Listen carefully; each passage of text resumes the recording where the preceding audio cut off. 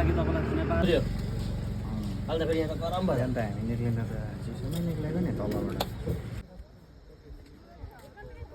ल कालिम्पोङ आइपुग्यो है हामी चाहिँ म्याब्रिक फ्यामिली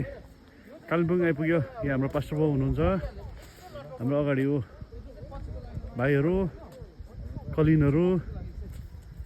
कालिम्पोङ